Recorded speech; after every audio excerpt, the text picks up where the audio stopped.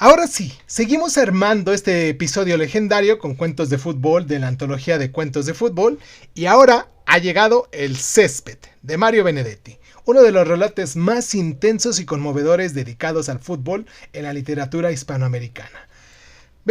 Mario Benedetti, uruguayo de 1920 al año 2009, fue poeta, narrador y ensayista muy genial. Exiliado político, autor de La Tregua, Gracias por el Fuego y miles de poemas que nos han marcado la vida. Escribe aquí una historia trágica sobre lo que es la amistad, el orgullo, el fracaso y el peso insoportable de la vergüenza en un deporte que puede destruir vidas.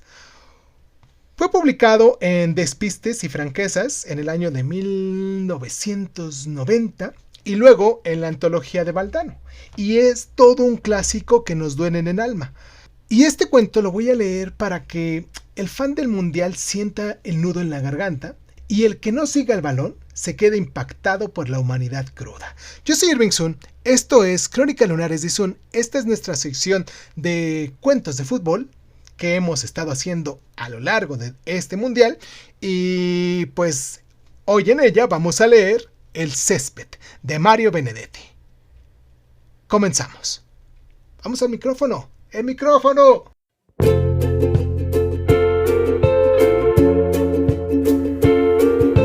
Hola, bienvenidos a Crónica Lunares de Sun. Yo soy Irving Sun. Escúchanos en tu plataforma favorita. Y si quieres tener acceso preferente, dale al botón de membresías en YouTube y ahí encontrarás audios exclusivos para miembros de este canal. Y sin más ni más, ¿qué tal si comenzamos?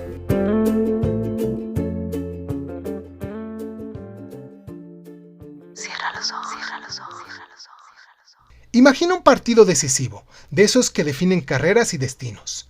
Dos amigos inseparables desde la infancia, Martín Rieira, arquero titular, orgulloso, serio, el que siempre cumple, y Benjamín Ferrés, el Benja, delantero hábil, intuitivo, el que vive para el gol. Juegan en el mismo equipo, se quieren como hermanos, comparten todo, entrenamientos, cervezas, confidencias, pero llega el momento clave, un partido crucial. Quizás un clásico o un ascenso. El marcador está apretado y Benja recibe un pase magistral. Regatea, encara y ¡gol! Un golazo limpio, preciso, al ángulo. La tribuna explota, pero el portero que no pudo detenerlo es Martín. Su mejor amigo le marca el gol que condena al equipo, o al menos lo hunde en la derrota. Y de ahí todo se derrumba. Martín no soporta la humillación, ya que no es solo un gol. Es la traición del destino que pone a su hermano en contra suya. En la cancha, el césped parece el mismo tapete verde, liso, aterciopelado, estimulante, como dice el epígrafe de Fernández Moreno que abre el cuento, pero para Martín ya no es igual. Se siente expuesto, ridículo, un fracaso andante. El orgullo uruguayo, ese que no perdona la debilidad, lo carcome. ¿Cómo seguir viviendo después de que tu mejor amigo te hace ver tan vulnerable? El cuento alterna perspectivas, desde las gradas vacías, donde Benja años después recuerda todo esto, desde la mente de Martín, que se hunde en el silencio, y desde la tragedia final. Benedetti lo cuenta con una maestría sutil, una prosa limpia, sin adornos excesivos, pero cargada de emoción contenida. No hay violencia explícita ni drama exagerado, hay simplemente un silencio que pesa a toneladas. Martín se relaja, se encierra y al final elige quitarse la vida. El gol se convierte en un disparo fatal. Benja queda solo con el recuerdo, caminando sobre ese pastito quebrado que es el césped del pobre, el del barrio, el humilde, el que no perdona errores. El fútbol que une también separa, que eleva también destruye. Es una reflexión profunda sobre el orgullo masculino, la amistad traicionada por el deporte y cómo un instante en la cancha puede romper una vida entera.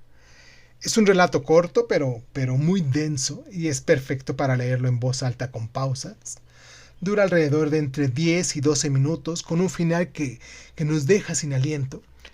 Y lo genial es cómo Benedetti usa el fútbol no para celebrar, sino para explotar lo más oscuro de nuestra alma. La vergüenza no se supera, el orgullo que mata. No hay villanos, solo dos amigos atrapados en el juego. Claro, aporta la voz uruguaya profunda y trágica que nos faltaba. Benedetti es un peso pesado, lo saben ustedes, por eso quise dejarlo en medio de todos estos cuentos. Este cuento enlaza brutal con todos los anteriores, de los cuales hemos estado leyendo, y Benedetti remata con esa puñalada al corazón. Un gol que no se olvida, un césped que se tiñe de duelo. Y mientras vemos penales decisivos y remontadas épicas en los partidos, este cuento nos recuerda que detrás de cada gol hay historias humanas que pueden romperse. Y si un gol en México cambia una vida para siempre, sería un cierre épico o un pico emocional tremendo, equilibrando risas con mucha profundidad, ¿no crees? Si quieres seguir el extremo fantasma de Juan Villoro para cerrar la antología de Valdano, o algo de Eduardo Galeano con sus microcuentos futboleros, o más de Benedetti como el puntero izquierdo, déjame aquí en la cajita de comentarios todas tus inquietudes. Recuerda compartirme con tus compañeros, con tus amigos, con tus familiares, con tus conocidos por medio de WhatsApp. Recuerda aplicar este audio para que pues se corra la voz y llegue a muchas personas también ahorita que estamos con esta pasión futbolera.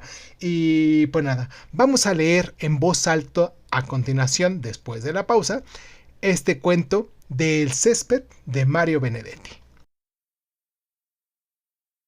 Cierra los ojos, cierra los ojos, cierra los ojos, cierra los ojos. El césped, Mario Benedetti. 1. El césped. Desde la tribuna es un tapete verde, liso, regular, aterciopelado, estimulante. Desde la tribuna quizás crean que con semejante alfombra es imposible errar un gol y mucho menos errar un pase. Los jugadores corren como sobre patines o como figuras de ballet. Quien es derrumbado cae seguramente sobre un colchón de plumas, y si se toma doliéndose un tobillo es porque el gesto forma parte de una pantomima mayor. Además, cobra mucho dinero simplemente por divertirse, por abrazarse y treparse unos sobre los otros cuando el que queda abajo, ese sudoroso conglomerado, hizo el gol decisivo. O no decisivo, es lo mismo. Lo bueno es treparse unos sobre otros mientras los rivales regresan a sus puestos, taciturnos, amargos, cabizbajos, cada uno con su barata soledad a cuestas.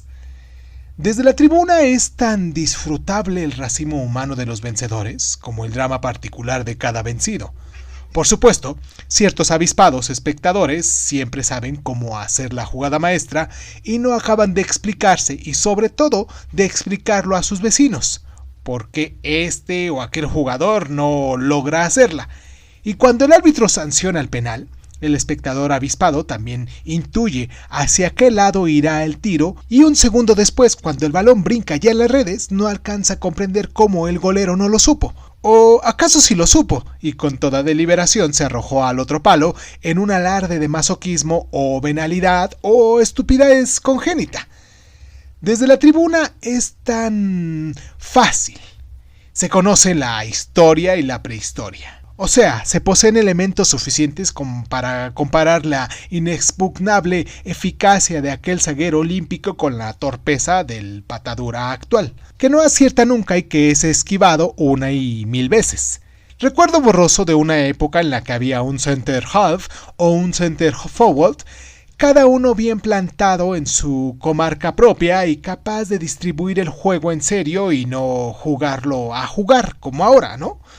El espectador veterano sabe que cuando el fútbol se convirtió en balompié y el ball es pelota y el dribbling es finta y el center half es volante y el center forward es alma en pena, todo se vino abajo y esta es la explicación de que muchos lleven al estadio sus radios o transmisores, ya que al menos quienes relatan el partido ponen un poco de emoción en las estupendas jugadas que imaginan.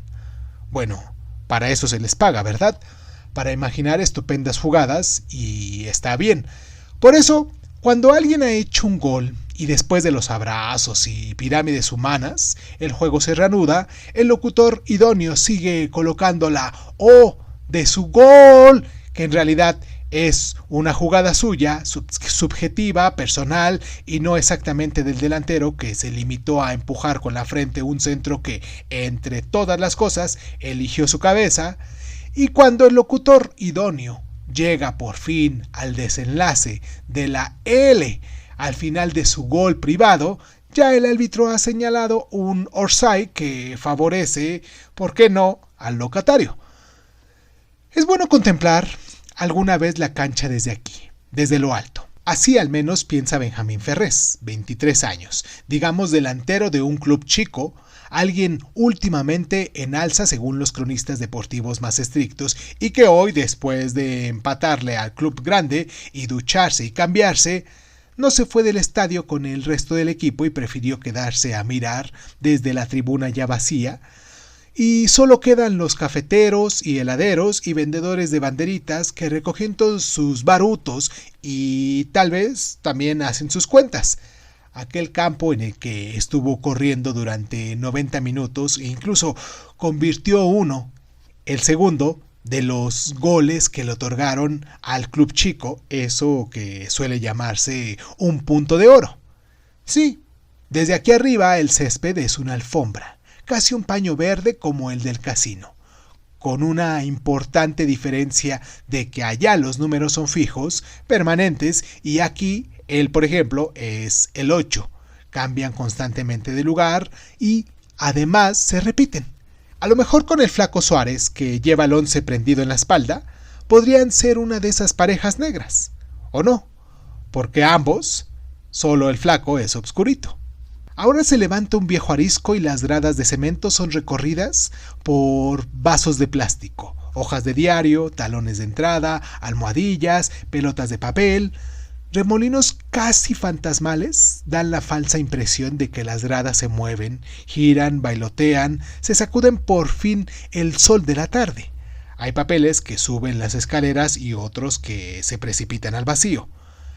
A Benja para la hinchada, le sube una bocanada de consuelo, de extraña ansiedad al enfrentarse por primera vez con la quimera de cemento en estado de pureza, o de basura, que es casi lo mismo, y se le ocurre que el estadio vacío, desolado, es como un esqueleto de multitud, un eco fantasmal de esa misma muchedumbre cuando ruge o aplaude o insulta o agita banderas.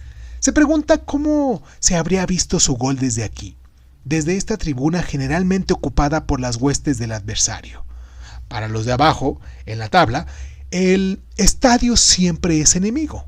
Miles y miles de voces que los acosan, los persiguen, los hunden, porque generalmente el que juega ahí, el permanente locatario, es uno de los grandes, y los de abajo solo van al estadio cuando les toca enfrentarlos, y en esas ocasiones apenas si acarrean.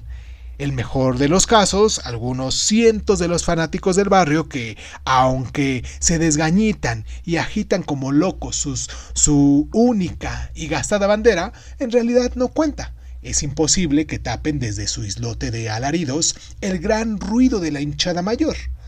Desde abajo se sabe que existen, claro, y eso es bueno, y de vez en cuando se suspende el juego por lesión o por cambio de jugadores, los del club chico van con la mirada al encuentro de aquel rinconcito de tribuna donde su bandera hace añicos en clave, señales secretas como las del truco.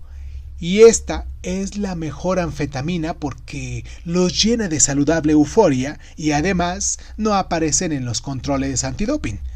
Hoy empataron, no está mal, se dice Benja, el número 8. Y está mejor porque todos sus huesos están enteros, a pesar de la alevosa zancadilla, esquivada solo por intuición, que le dedican en el tole-tole previo al primer gol, 2 segundos antes de que el Colorado empujara nuevamente la globa con el empeine y la colocara incansable junto al poste izquierdo. 2. Después de todo, la playa es mía. Desde hace 15 años la vengo adquiriendo en pequeñas cuotas de sol y dunas. Todos esos promijos, promijas y promijitos que se ven tendidos sobre las rocas, o bajo las sombrillas, o corriendo tras una pelota de engaña pinchanga, o jugando a la paleta en una cancha marcada en la arena con líneas que al rato se borran, todos esos están en la playa gracias a que yo les permito estar, porque la playa es mía. Mío el horizonte con toninas remotas y 3 barquitos a vela. Míos los peces que extraen mis pescadores con mis redes antiguas remendadas, el aire salitroso y los castillos de arena y las aguas vivas y las algas que han traído la penúltima ola, todo es mío. ¿Qué sería de mí, el número 8, sin estas mañanas en que la playa me convence de que soy libre, de que puedo abrazar esta roca, que es mi roca mujer o tal vez mi roca madre, y estirarme sin otros límites que mi propio límite o hasta que siento las tenazas del cangrejo barcino sobre mi dedo gordo? Aquí soy número 8 sin llevarlo en la espalda. Soy número 8 sencillamente porque es mi identidad. Un cura o un teniente o un payaso no necesitan vestir sotana, o uniforme o traje de colores para ser cura o teniente o payaso. Soy número 8, aunque no lo lleve dibujado en el lomo y aunque ninguna botija se arrime a pedirme autógrafos, porque solo se piden autógrafos a los de los clubs grandes. Y creo que siempre seré del club chico porque me gusta amargarles la fiesta, no a los jugadores que después de todo son como nosotros, solo que con más suerte y más guita. Ni siquiera a la hinchada grande por más que nos insulte cuando hacemos un foul y festeje ruidosamente cuando el otro nos propina un hachazo en la canilla. Me gusta arruinarles la fiesta, sobre todo a los dirigentes, esos industriales bien instalados en su cochazo, en el piso de la ramba y en su mondongo, señores cuya gimnasia sabatina o dominical consiste en sentarse muy orondos arriba en el palco oficial y desde ahí ver cómo allá abajo nos reventamos, nos odiamos, nos derretimos en sudores y cuando sus jugadores ganan, condescendientes a llegar al vestuario y a darles una palmadita en el hombro, disimulando apenas el asco que les provoca aquella piel todavía sudada, y en cambio cuando sus jugadores pierden, se van entonces directamente a su casa, esta vez por supuesto sin ocultar el asco. En verdad, os digo que yo ignoro si hacen eso, pero me lo imagino. Es decir, tengo que imaginarlo así porque una cosa son las instrucciones del entrenador, que por supuesto trato de cumplir si no son demasiado absurdas, y otra cosa son las instrucciones que yo me doy. Verbigracia. Vamos, número 8, hay que aguantarle a la fiesta a ese presidente cojotudo, jactancioso y mezquino, que viene al estadio con sus 3 o 4 nenes y desde ya tienen caritas de futuros presidentes cojotudos.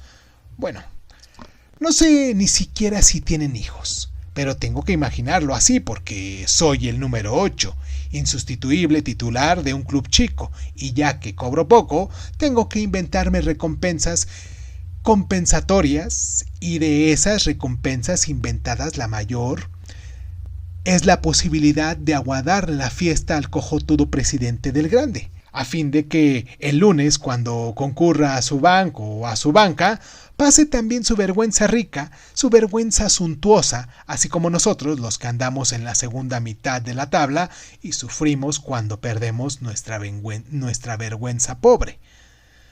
Pero, claro, no es lo mismo porque los grandes siempre tienen la obligación de ganar y los chicos, en cambio, solo tenemos la obligación de perder lo menos posible. Y cuando no ganamos y volvemos al barrio, la gente no nos mira con menosprecio, sino con tristeza solidaria. En tanto que al presidente cojotudo, cuando vuelve el lunes a su banco o a su banca, la gente, si bien a veces se atreve a decirle qué barbaridad, doctor, porque ustedes merecieron ganar, además de varios goles, en realidad está pensando, te jodieron, doctor, qué salsa le dieron esos petizos. Porque eso a mí no me importa ser número 8 titular y que no me pidan autógrafos aquí en la playa, ni en el cine, ni en el 18. Los partidos no se ganan con autógrafos, se ganan con goles, y esos los sé hacer. Por ahora al menos. También es un consuelo que la playa sea mía y como Mía pueda recorrerla descalzo, casi desnudo, sintiendo el sol en la espalda y la brisa en los ojos, o tendiéndose en las rocas pero de cara al mar, consciente de que atrás dejo la ciudad que me espía o me protege según las horas y según mi ánimo, y adelante está esa llanura líquida, infinita, que me lame, me salpica, a veces me da vértigo, y otras veces me brinda una paz insólita, un extraño sosiego, tan extraño que a veces me hace olvidar que soy número 8. 3. Alejandra. Lo extraño ha sido que Benja conociera sus manos antes que su rostro, o mejor aún, que se enamorara de sus manos antes que su rostro. Él regresaba de San Pablo en un vuelo de pluna. El equipo se había trasladado para jugar 2 amistosos fuera de la temporada, pero Benja solo había participado en el primero porque en una jugada tonta había caído mal y el desgarramiento iba a necesitar por lo menos 5 días de cuidado, así que el preparador físico decidió mandarlo a Montevideo para que ahí lo atendieran mejor, de modo que volvía solo. A la media hora de vuelo, se levantó para ir al baño y cuando regresaba a su sitio tuvo la impresión de ser mirado, pero él no miró. Simplemente se sentó y reinició la lectura de Agatha Christie, que le ponían un enigma afilado, bien humorado y sutil como todos los suyos. De pronto percibió que algo singular estaba ocurriendo. En el respaldo que estaba frente a él apareció una mano de mujer. Era una mano delgada, de dedos largos y finos, con uñas cuidadas pero sin color. Una mano expresiva, o quizás que expresaba algo. ¿Pero qué? A los 2 o 3 minutos hizo irrupción la otra mano, que era complementaria pero no igual. Cada mano tenía su carácter, aunque sin duda compartían una inquietante identidad. Benja no pudo continuar su lectura. Adiós enigma y adiós Agatha. Las manos se movían con sobriedad, se rozaban a veces. Él imaginó que lo llamaban sin llamarlo, que le contaban una historia, que le ofrecían respuestas a interrogantes que aún no habían formulado. En fin, que querían ser asidas. Y lo más preocupante era que él también quería asirlas, con todos los riesgos de un acto así que podía implicar. Verbigracia que la dueña de aquellas manos llamara inmediatamente a la azafata o se levantara enfadada de su descaro y le propinara una espléndida bofetada con toda vergüenza adicional y pública que semejante castigo podía provocar. Hasta ahí llegó a concebir como un destello, un título, a solo 2 columnas, porque era el número 8, pero solo de un club chiquito. Conocido futbolista uruguayo abofetado en pleno vuelo por dama que se defiende de agresión sexual. Y sin embargo, las manos hablaban. Sutiles, seductoras, finísimas, dialogaban uña a uña, yema a yema, como creando una espera, construyendo una expectativa.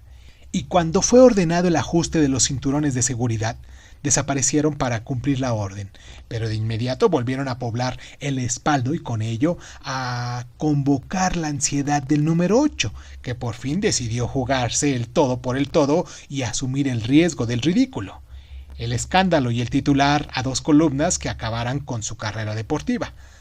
De modo que, tomada la decisión, la difícil decisión, y tras ajustarse él también el cinturón, avanzó su propia mano hacia los dedos cautivantes que en aquel preciso momento estaban juntos. Notó un breve temblor, pero las manos no se replegaron. La suya prolongó aquel extraño contacto por unos segundos, luego se retiró. Solo entonces las otras manos desaparecieron, pero no pasó nada. No hubo llamada a la azafata ni bofetada. Él respiró y quedó a la espera. Cuando el avión comenzaba el ascenso, una de las manos apareció de nuevo y traía un papel, más bien un papelito doblado en 2. Benja lo recogió y lo abrió lentamente, conteniendo la respiración y leyó 9-12-43-7. Se sintió eufórico, casi como cuando hacía un gol sobre la hora y la hinchada del barrio vitoreaba su nombre y él alzaba discretamente un brazo, nada más para comunicar que recibía y apreciaba aquel apoyo colectivo, aquel afecto. Pero los compañeros sabían que a él no le gustaba toda esa parafernaria de abrazos, besos y palmaditas en el trasero, algo que se había vuelto habitual en todas las canchas del mundo. Así que cuando metían un gol, solo le tocaban un brazo o le hacían desde lejos un gesto solidario. Pero ahora, con aquel comprometedor 9-12-34-7 en el bolsillo, descendió del avión como un podio olímpico y 10 minutos después pudo mirar discretamente hacia la dueña de las manos, que en ese instante abría su valija frente al funcionario aduanero, y Benja comprobó que el rostro no desmerecía la belleza y la seducción de las manos que lo habían enamorado. 4. Benja y Martín se encontraron como siempre en la pizzería del Sordo Bellini. Desde que ambos integraran el cuadrito juvenil de La Estrella, habían cultivado una amistad a prueba de balas y también a codazos y zancadillas. Benja jugaba entonces de zaguero y sin embargo había terminado en número 8. Martín, que en la adolescencia fuera puntero derecho, más tarde, a raíz de una sustitución de emergencia, tras lesiones sucesivas y en el mismo partido del golero titular y del suplente, se había afincado y afirmado en el arco y hoy era uno de los guardametas más cotizados y confiables de Primera A. El Sordo Bellini disfrutaba plenamente con la presencia de los dos futbolistas. Él, que normalmente no atendía a las mesas, sino que se instalaba en la caja con su gorra de capitán de barco, cuando Martín y Benja aparecían, solos o acompañados, de inmediato se arrimaba solícito a dejarles el menú, a recoger los pedidos, a recomendarles tal o cual plato y sobre todo a comentar la jugada más notable o más polémicas del último domingo. Era algo así como el fan particular de Benja y Martín, y su caballito de batalla era hacerles bromas cada vez que, por azares del fixture, debían jugar frente a frente, ellos dos que eran tan amigos, y el Sordo mantenía al día su contabilidad particular. En los 3 años que llevaban en Primera A, Benja solo le había hecho a Martín 2 goles, pero de penal, y más de una vez el golero le había sacado a córner uno de esos fulminantes cabezazos que hacían el delirio de la hinchada y que constituían el más preciado don del número 8. Cuando estoy frente al gol, decía Benja, mi obsesión es introducir la pelota en el ángulo absolutamente inalcanzable y ahí no hay golero amigo que valga. Pero si tengo la mala suerte de que el tipo que está en el arco me ataja el zurdazo o lo que sea, entonces prefiero que el que se luzca sea Martín y no otro. El Sordo llevaba la cuenta, con el mismo rigor que una computadora, que todas las atajadas de Martín, desglosándolas en varias categorías, con los puños, con una mano y al córner, retención con ambas manos, abandono momentáneo del arco a la manera de back de antaño, y también la nómina de los tiros al arco efectuados por Benja. De derecha, de zurda, de cabeza, de chilena, tiros muy desviados, apenas desviados, los que daban en el travesaño, en el poste izquierdo, en el derecho, los tantos anulados por outside, los penales cerrados y los acertados, y como colorario, los rotundos y gloriosos goles efectivamente convertidos. A Benja y a Martín les divertía aquel culto singular que oficiaba de memoria plural, pero si bien nunca lo admitían con todas las letras, ni siquiera en sus diálogos privados, en el fondo todo ello halagaba sus respectivas y modestas vanidades y constituían un motivo adicional, además de los ñoquis a la boloñesa y los capetelis a la Caruso y el buen tinto de la casa, para hacerles coincidir al menos una vez por semana en el local de Bellini, que, aunque en los hechos y en los precios habían ascendido con justicia a la categoría de restaurante, aún seguía mostrando en su refulgente neón bicolor su condición original de pizzería. Solo cuando, después de los comentarios y risotadas de rigor, el Sordo consideró oportuno regresar a su puente de mando, o sea, la caja, Martín empezó a poner sus preocupaciones y dudas sobre la mesa, Comenzó con rodeos, aproximándose al tema pero sin abordarlo directamente. Por ejemplo, preguntándole a un Benja más callado que de costumbre si pensaba en España o en Brasil. Que no pensaba nada, dijo Benja. Pero el otro fue contundente. Pues yo sí. Benja comentó que hacía bien, que todo era cuestión de temperamento, o de alegrías. Y Martín, ¿qué temperamento ni qué alegrías? Vos podés pegar el brinco más fácilmente que cualquier otro. Un buen delantero siempre es codiciable, ya que es un producto que no abunda. Para los dirigentes, los campeonatos se ganan con los goles que se meten, no con los que se evitan. Benja intenta refutar y recuerda que ha habido sonados pases de goleros. Sí, ya lo sé. Fillol, Pulpido y ahora ese ruso Dazaev. Pero no vas a comparar. Es tan raro que los intermediarios se rompan los cuernos por conseguir el pase de un arquero. Ustedes los delanteros son los que maradonean, los que prometen y a veces consiguen el paraíso. Decidme, Benja, ¿cuántos números 8 tiene este país que puedan verdaderamente hacerte sombra? Tenés que irte y si podés no cruces el charco chico, sino el charco grande. Italia, España. Además, sos modelito más codiciado aquí y allá y acullá. O sea, el número 8 que colabora con la defensa. Domina el medio campo. Pasa como un maestro y por añadiduría hace goles de campeonato. Te juro que si yo fuera delantero ya me habría ido. Pero no soy de metegoles, sino un evitagoles. Y eso no cuenta.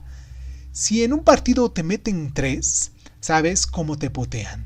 Si te rompiste todo y no te hace ninguno, si te pasaste los 90 minutos sacando pelotas imposibles y aguantaste todo el chaparrón de una delantera dibleadora, sorpresiva, potente, nadie se acuerda. Pero si en un solo contraataque el número 10 pescó a la defensiva adelantada y corrió como un gamo e hizo el gol, el héroe es él. Nunca el atajapelotas que quedó atrás, olvidado y a solas. En cambio, cuando el equipo contrario mete un gol, no se lo hace al cuadro entero, sino al guardameta, y es él quien falla en ese instante decisivo. El que pese a la estirada no pudo alcanzar la pelota, el que tiene que ir mansa y humilladamente a recogerla en el fondo de la red, y también él es el enfocado por las cámaras para que el espectador pueda aquilatar su vergüenza, su bronca, su desconcierto, como contrapeso de la euforia, el estallido y la corrida triunfal del otro enfocado, o sea, el autor del gol. Y encima te pasan el replay para que tu humillación se duplique, se triplique, se multiplique hasta el infinito. Martín concluyó su parrafada y miró a Benja, como pidiendo el apoyo. Pero el número 8 tomó despacito media copa de tinto, se limpió la boca con la servilleta, sonrió al mundo en general y dijo: «Tengo novia». 5. En realidad, se había portado con paciencia y discreción. Tras el idilio manual del vuelo Pluna, dejó pasar 3 días antes de llamar al 912-347. Cohibido tal vez por la secreta sospecha de que aquel número no existiera o solo fuera una broma de la dueña de las manos. Y por fin, el lunes, aprovechando que por suerte no había entrenamiento, se decidió a telefonear, y si bien al comienzo la insistente llamada en el vacío pareció confirmar sus temores, precisamente cuando iba a colgar, alguien decidió responder y él no dudó que aquella voz era la de ella. «Hola, soy el del avión», dijo como fórmula introductoria suficientemente ensayada. «Ah», dijo la voz, «yo soy la de las manos». «Sí, claro, me llamo Benjamín». «Ya lo sé». «Y te dicen Benja». «Yo soy Alejandra y me dicen Ale». «Parece que la gente ya no le gustan los nombres largos». «No, más bien creo que es la ley del menor esfuerzo». «¿Te gustaría que nos encontráramos?», preguntó él, haciendo lo posible para que la expectativa no se tradujera en tartamudeo. «Me gustaría». Y la otra voz era firme, sin la menor preocupación por evitar las vacilaciones. De modo que se encontraron a la tarde siguiente, en los Nibelungos. El lugar lo había sugerido Benja, que jamás iba a esa confitería distinguida, si las hay, creyendo sinceramente que era el sitio más adecuado para el primer contacto. Solo después advirtió que cualquier boliche del barrio habría sido mejor. A esa hora de la tarde, todas las mesas de los Nibelungos estaban ocupadas.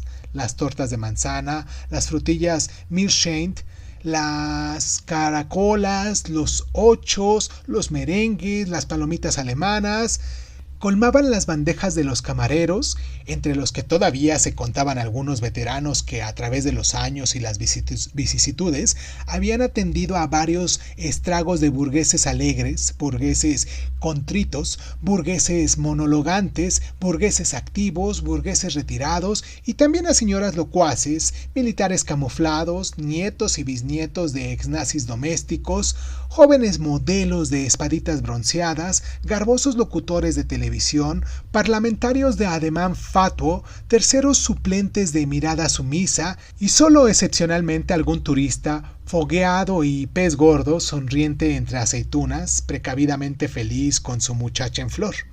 El humo de los cigarrillos formaba una discreta calima, surcada por veces roncas o argentinas, en sus dos acepciones, carcajadas que intentaban no ser risotadas, ceños respetables que se fruncían o desfruncían al compás de temas y anecdotario, y por supuesto, también había clientes no particularmente diferenciados, gente que tomaba su chocolate con Stollen o su cerveza con sándwiches surtidos y mientras tanto leía el diario o tomaba apuntes en libretas de tapas verdes.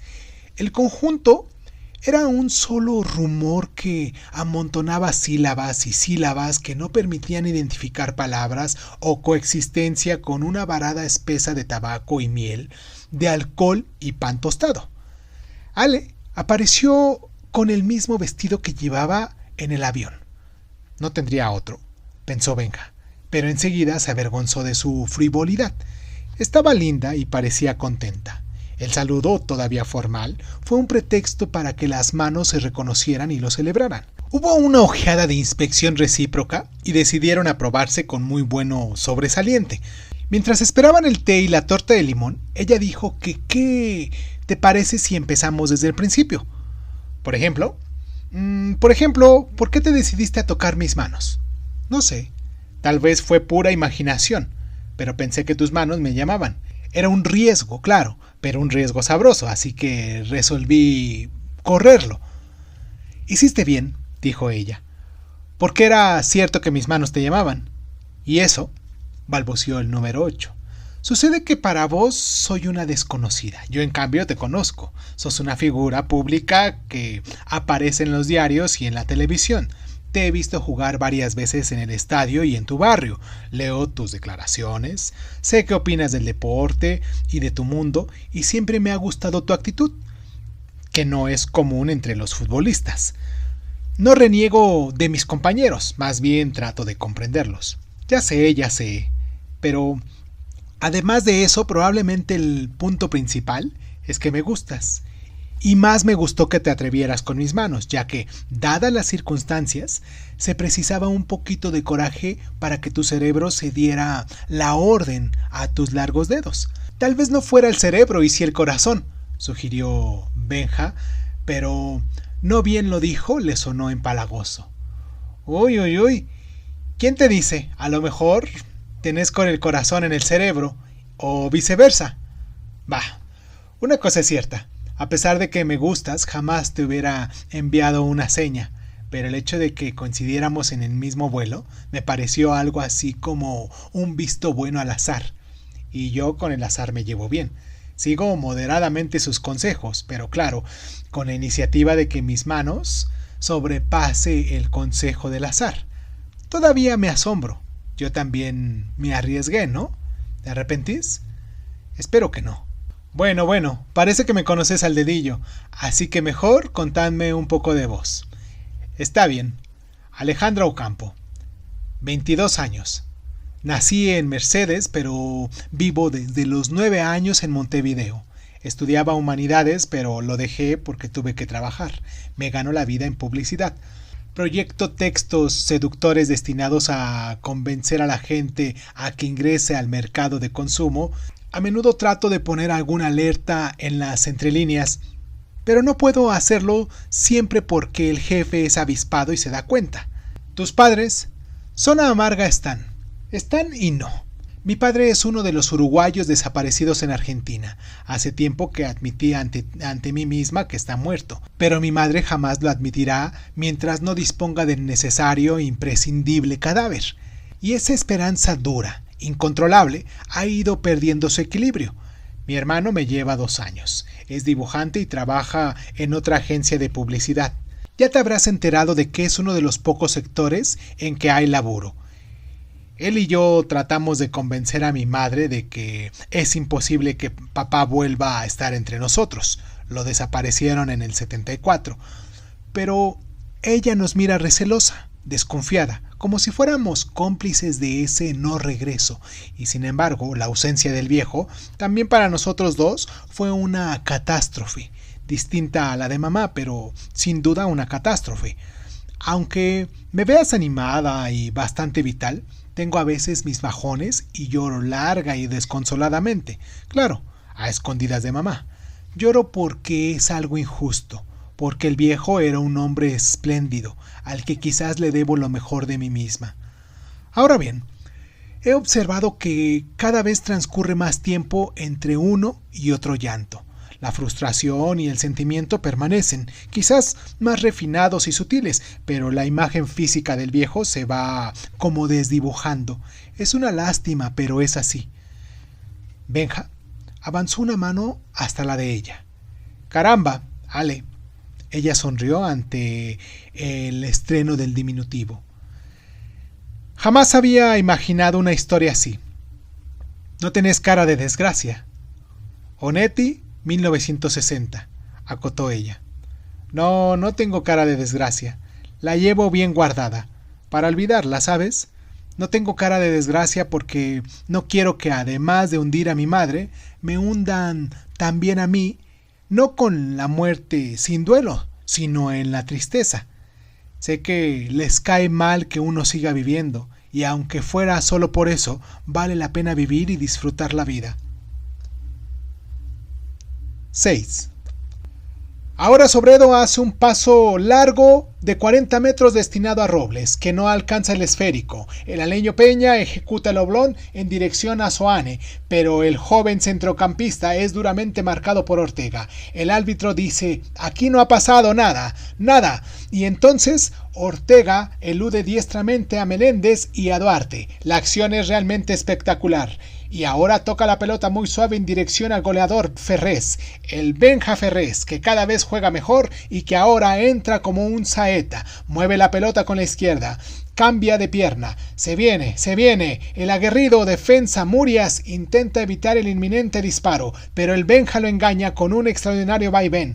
Eso, señores, es un ballet. ¡Se viene! ¡Gol! El impresionante tiro del número 8 penetra en el ángulo izquierdo de la valla, haciendo infructuosa la meritoria paloma del veterano Saburi, quien en algunos escépticos ya no está para estos trotes. Gran jugada la del pibe Ortega y notable la definición del artillero Ferrés.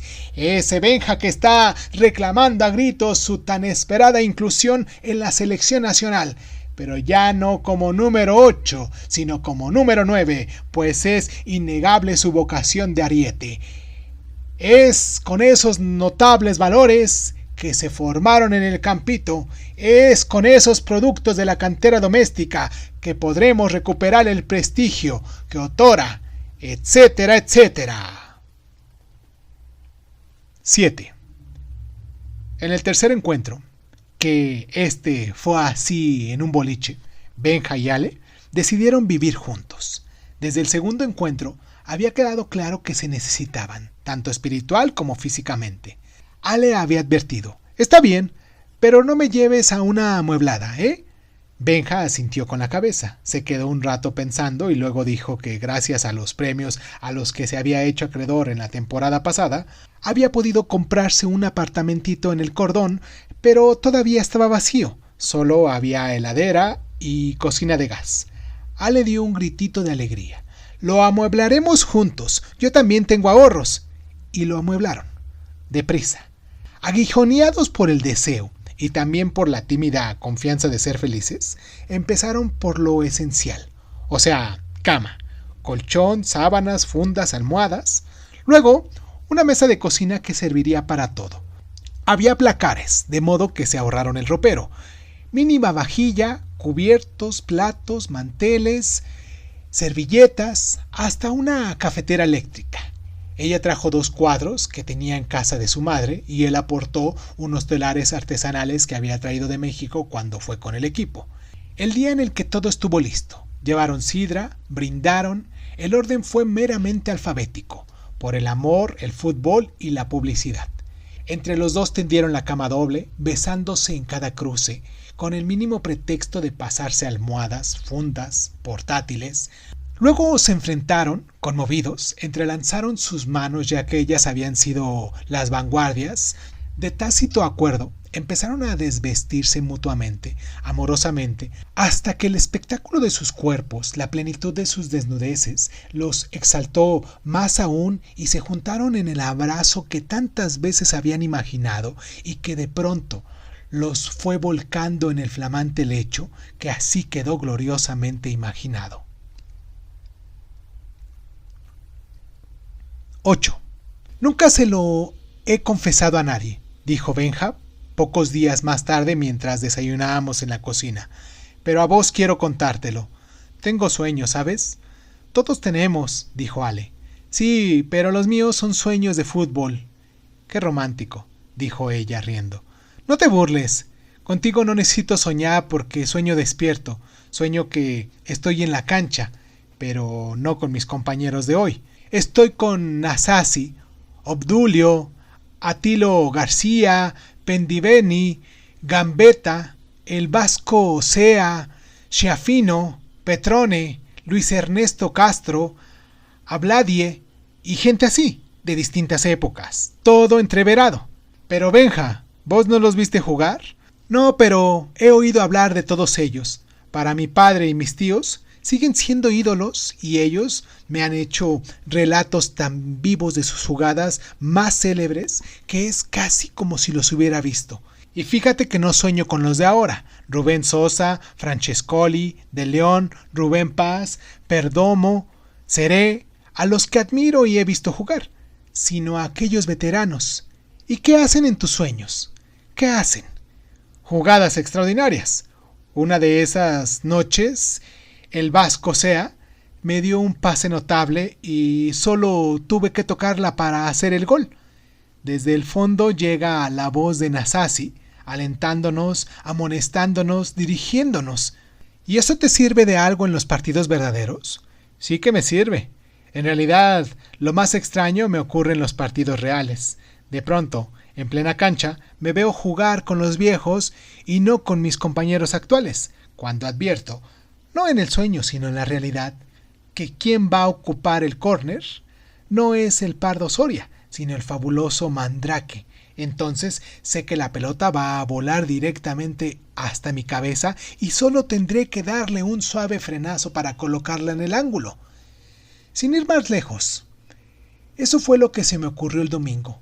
Y cuando ya en los vestuarios le pregunté a Soria cómo hiciste para ponerla justo en mi cabeza, él me dijo, yo qué sé, fue rarísimo, como si la pelota después de que la lancé hubiera seguido su propio rumbo hasta donde vos estabas. Fue como si yo le hubiera dado un efecto sensacional, pero no le di nada. Otras veces voy avanzando con la pelota y 2 segundos después de que el defensa contrario llegue a hacerme una zancadilla más bien criminal, oigo desde lejos la voz del negro Obdulio. ¡Cuidado, Borjita! Y puedo esquivar a aquel bulldozer. Y te podría seguir contando. Es raro, dijo Ale, y encendió un cigarrillo para pensar mejor. Es raro, sí, repitió Benja. Por eso no lo cuento a nadie. 9. Desde que vivían juntos, Benja llevaba a Ale a la pizzería, y el sordo Bellini la había recibido poco menos que con salvas, y la primera vez trajo un Chianti para celebrarlo. Ale había caído bien entre los amigos de Benja, y especialmente Martín bromeaba preguntando al reducido auditorio qué le había visto a Benja semejante preciosura. Algo habrá, decía el número 8 con aire de enigma, pero Ale se ponía colorada, así que no repitió la gracia. Esta vez cuando entró Martín, todos percibieron que venía radiante. «Albricias», proclamó el sordo con su entusiasmo de costumbre. «Seguro que vos también te enamoraste». «Frío, frío», dijo Martín, cada vez más iluminado. «Te sacaste la lotería», insinuó Ale. «Frío, frío». «Te contrata Peñarol». «Tibio, tibio». «¿Nacional?» «Tibio, tibio». Bueno, todavía no me enganchó nadie, pero el contratista Piñerúa me aseguró esta mañana que hay un club de español y otro italiano que se interesan por este joven y notable portero. Te juro que dijo portero. «Martín que no ni no», gritó Benja levantando los brazos. Hubo aplausos, abrazos, besos de Ale. «Esperen, muchachos, vamos a festejar antes de tiempo. Parece que la decisión la tomará el domingo, justo el día que jugamos contra ustedes. Benja, de modo que cuando te enfrentes al arco, patea con ganas, así me luzco». «Pierda cuidado, mister. Cumpliré sus instrucciones». También él estaba contento, porque sabía cuánto deseaba su compinche dejar este mercadito deportivo para consagrarse en el supermercado de veras. A partir de ese momento, todo fueron proyectos. Martín no tenía pareja, así que iría solo, y eso facilitaba las cosas. «Ya te veo venir en las vacaciones con una galletiga colgada al pescuezo. Intercambio cultural, que le dicen». «¿Y por qué no? Mira que han mejorado mucho», dijo Ale. «¿Querés que te preste ola para que vayas haciendo boca?» «Bueno, tampoco exageres. No vayas a culminar tu tarea como violador de menores». «En todo caso, de menoras». «No jodan, che. El trabajo es lo primero». «Te desconozco, flaco. ¿Me da la bendición, padre Martín? Ahora hablando en serio, ¿qué tal te sentís para el domingo, Benja? Como un potrillo». 10. Faltan apenas 3 minutos para la conclusión de este excelente partido, y el score se mantiene igualado en un gol por bando, resultando a todas luces y a que esta altura ya parece inamovible, aunque ahora avancen los anaranjados en lo que podría ser la última tentativa por vulnerar por segunda vez la valla de Martín Riera. De esta tarde, digamos que el único gol que hicieron era sencillamente inatajable. Ha confirmado su gran categoría al evitar varios goles que parecían cantados. En este momento lleva la pelota el puntero Suárez, con su característica parsimonía. Alude limpiamente a dos defensas y la cede a Enríquez, quien sin dejarla picar la toca hacia Ferres, que la empalma sin problema, la pisa de espaldas al arco, se la pone virtualmente a los pies de Soria. ¡Qué calidad, señores! Soria, sin pensarlo 2 veces, la devuelve a Ferrés. Jugada de pizarrón, pero ¡qué pizarrón! Se viene, falla el zaguero Zamora al intentar el quite, sigue el Benja con el esférico, va a tirar, se viene, tiro, ¡gol! Increíble, mis amigos, el balón impulsado con gran picardía ha pasado a Martín Riera entre las piernas. Sí, señores, aunque parezca increíble, le ha pasado por entre las piernas. Es algo insólito, desacostumbrado, asombroso, rarísimo. Y aquí me faltan los sinónimos que el arquero de la experiencia y calidad de Riera, a punto de ser transferido al famoso club europeo, haya cometido un error tan garrafal que no sería de extrañar hipoteque el futuro de su hasta ahora brillante historial deportivo. Como se imaginarán los radioescuchas, la astucia de Ferrés, el extraordinario número 8 de los anaranjados, es todavía ruidosamente festejada en las tribunas. 11. Cuando salían de la cancha, los abucheos y los silbidos dedicados a Martín fueron de película. Benja no estaba en ánimo de festejar el triunfo, aunque en las duchas los demás cantaban a grito pelado y todos le abrazaban por aquel golazo fenomenal. Benja no podía dejar de pensar en Martín. La otra noche en la pizzería le había dicho: cuando te enfrentes al arco, tira con ganas, así me luzco. Bueno, y él había tirado con ganas. ¿Cómo iba a imaginar que a un golero como Martín la pelota le fuera a pasar entre las piernas? Benja bien sabía que, de aquí a la Polinesia, para un golero, eso significaba una vergüenza universal. ¿Estaría un agente europeo en la tribuna? ¿Cómo podría el bueno de Martín tener tan mala suerte? Esa misma noche, Benja, solo sin Ale, fue a casa de Martín pero no lo encontró. Estaba muy abatido, dijo el padre. ¡Qué horrible, don Riera! Que haya sido justamente yo. No te preocupes, él no te echa ninguna culpa. Solo está furioso consigo mismo. Dice que pensó que vos ibas a tirar a un ángulo. Y tiré a un ángulo, don Riera.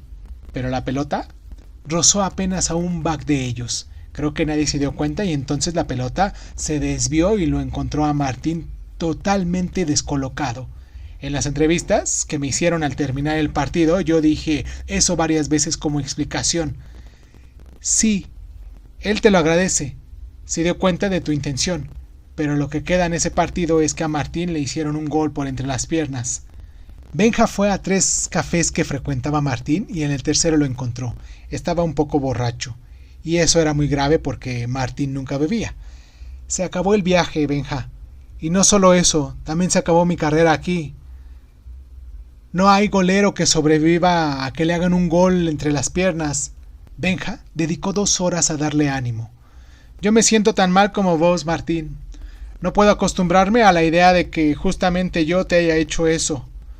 No, Benja, no me hiciste nada. Todo me lo hice yo. No sirvo para golero, ni para nada. Pero estaba el contratista de España. Estaba. Y aunque no lo estuviera, con las fotos que mañana aparecerán en los diarios, alcanza y sobra. Seguro que hasta las publican en España y en Italia. Cualquier día se van a perder este manjar. No solo la foto, sino el comentario. Y esta es la maravilla que íbamos a importar del tercer mundo. Por otra parte, ya me dijo el entrenador que, por prudencia, no voy a ser el titular por 3 o 4 partidos. Mira, Benja, de eso no me repongo ni atajando 3 penales en una sola tarde. Pero, Martín, no quiero verte así. Tienes 21 años, te queda la vida, toda la vida. ¿Sabes lo que pasa? Pasa que para mí la vida es el fútbol. Más aún, la vida son los 3 palos. Es como si me hubiera quedado sin vida. Por solidaridad, Benja también se emborrachó y luego lo acompañó, llorando a dúo hasta la casa de sus padres. El viejo Riera estaba despierto y dijo: «Gracias, Benja, sos el mejor amigo de mi hijo». 12. El viernes, la noticia inauguró los noticieros de todos los canales. El ambiente futbolístico ha sido conmovido por un hecho inesperado y luctuoso.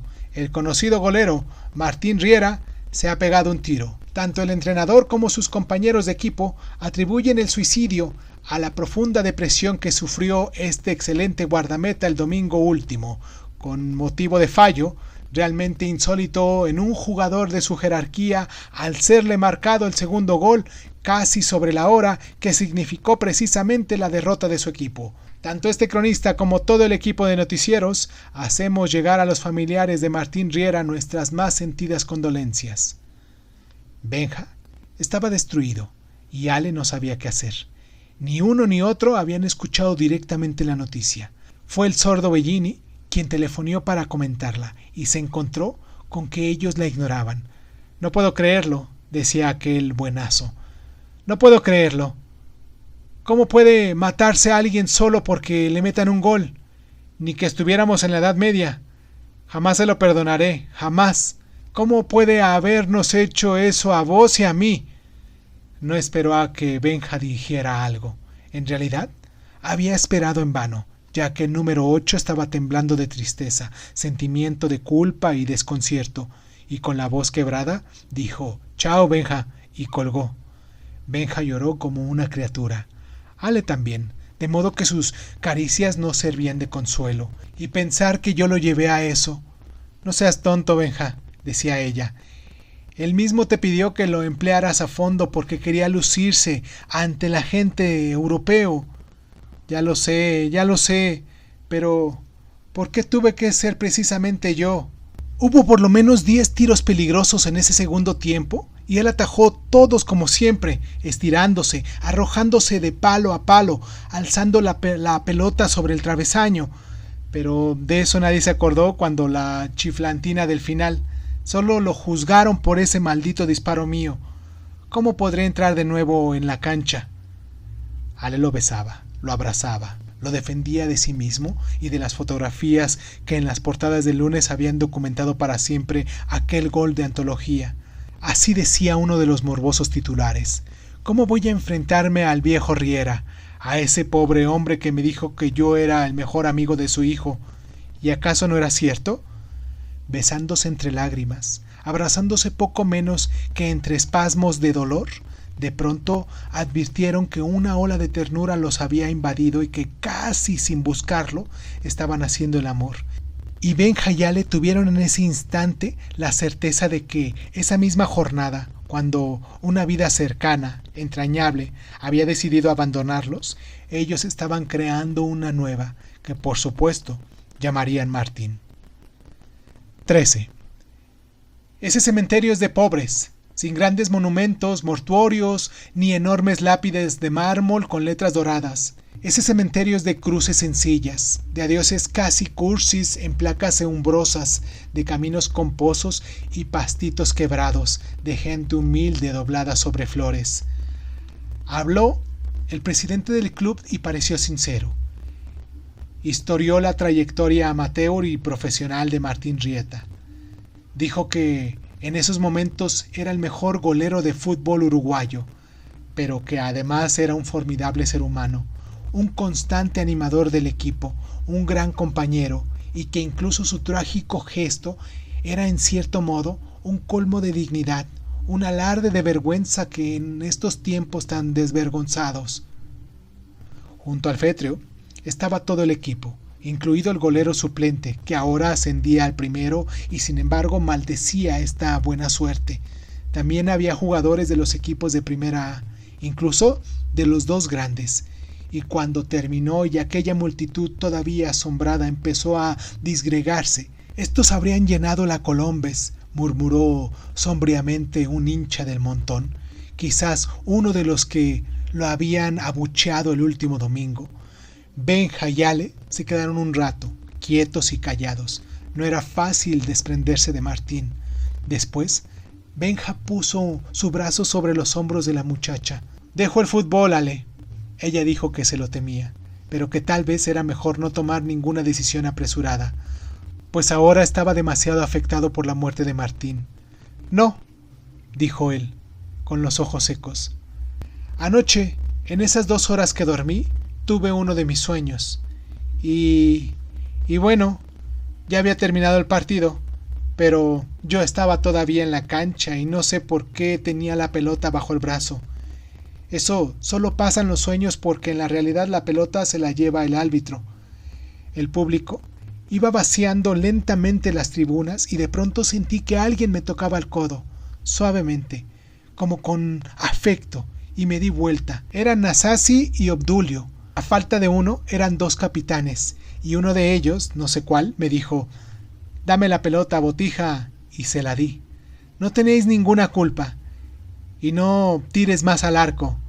Siempre te vas a acordar de Martín, y así no es posible meter goles. Deja la globa, pibe, ahora que todos te quieren. Es duro dejar las canchas, nosotros bien que lo sabemos, pero será mucho más duro si esperas a dejarlas cuando empiecen a chiflarte porque erras goles seguros, penales decisivos». Y los dos me miraban con un cariño tan sobrio, tan escandaloso, pero tan real, que dije que sí con la cabeza y los abracé. No como fantasmas, sino como a capitanes, y por eso lo dejo, Ale, porque como siempre tienen razón. Ale se arrimó más a su hombre. Le tomó las manos con sus manos, esas conocidas de siempre. «Ya pensaremos después sobre el futuro», dijo ella. Solo entonces empezaron a alejarse de Martín y de su cruz, caminando a pasos lentos sobre ese pastito quebrado que es el césped del pobre, el césped. Suscríbete a Crónica Lunares de Izún en Spotify y otras plataformas de audio y de podcast. Si te gusta lo que estamos haciendo, regálanos un like, comparte este audio en tus redes sociales y sobre todo, déjanos un comentario con tus inquietudes, ¿vale? Crónica Lunares de Izún es un programa de divulgación cultural conducida, narrada y comentada por Irving Sun y en muchas ocasiones por invitados especiales. Si quieres participar leyendo tu cuento favorito en voz alta, recuerda ponerte en contacto con nosotros. Agradezco infinitamente a todos los lunares que con sus donaciones hacen que este canal crezca y me sienta motivado a hacer lo que me gusta hacer y mostrárselo en estas plataformas. Gracias infinitas. Yo soy Irving Sun, esto fue Crónica Lunares, y ¿qué tal si nos escuchamos después?